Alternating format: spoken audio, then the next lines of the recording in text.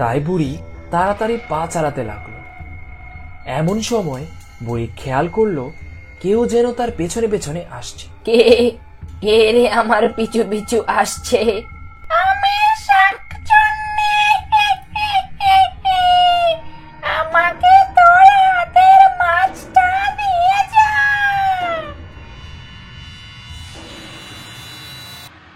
কে রে, আমার কথা কি তুই শুনতে পারছিস না? শাকচুন্নিকে যদি মাছটা দিব না বলি, তাহলে সে মাছটা কেড়ে নিতে পারে। আরে এত উতলা হচ্ছিস কেন? আরেকটু আয় আমার সাথে, তোকে মাছ দিচ্ছি। ও তাই নাকি? তাহলে আরেকটু যাই তোর পিছু পিছু। এদিকে বুড়ি যত জোরে হাঁটে, শাকচুন্নিও তার পিছু পিছু তত জোরেই হাঁটে। কিরে, তুই আমাকে মাছ দিলি না? আমাকে মাছ না দেওয়ার মতলব করেছিস তুই না? আরে দাঁড়া, দিচ্ছি দিচ্ছি, দেব দেব, বলছি তো তোকে দেব।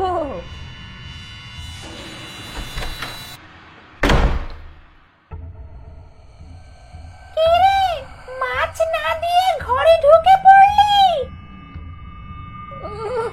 যা শাকচুন্নি, এখান থেকে পালা। আমি এত কষ্ট করে মাছটা ধরে এনেছি তোকে দেওয়ার জন্য। আমি তোকে মাছ তো কি, মাছের একটা আঁশও দেব না। যা যা বলছি এখান থেকে। কি বললি? আমাকে মাছ দিবি না? আমাকে মিথ্যা কথা বলে এত দূরে নিয়ে এলি। দাঁড়া, আমি তোকে সারা রাত ঘুমোতে দেব না।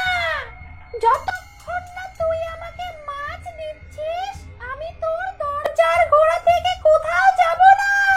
শাকচুন্নি এইভাবে এখান থেকে যাবে না, আর সারা রাত ধরে চিৎকার করতে থাকবে। তাই শাকচুন্নিকে শায়েস্তা করার জন্য আগুনে খুন্তি গরম করতেই হবে।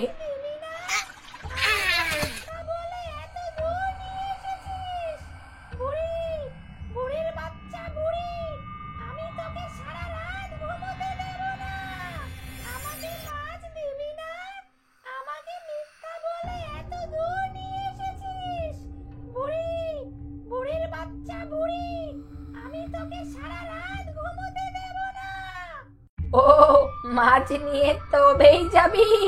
আচ্ছা দাঁড়া, দিচ্ছি। কিরে, মাছ খাবি তো? হ্যাঁ খাবো বুড়ি, তুই মাছ দে আমাকে, তুই মাছ দে।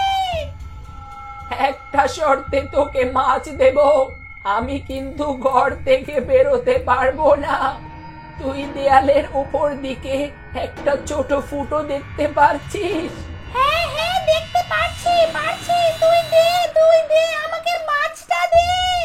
তুই এই গর্তের ভেতর দিয়ে তোর হাতটা বাড়া, আমি তোর হাতে মাছটা দিচ্ছি।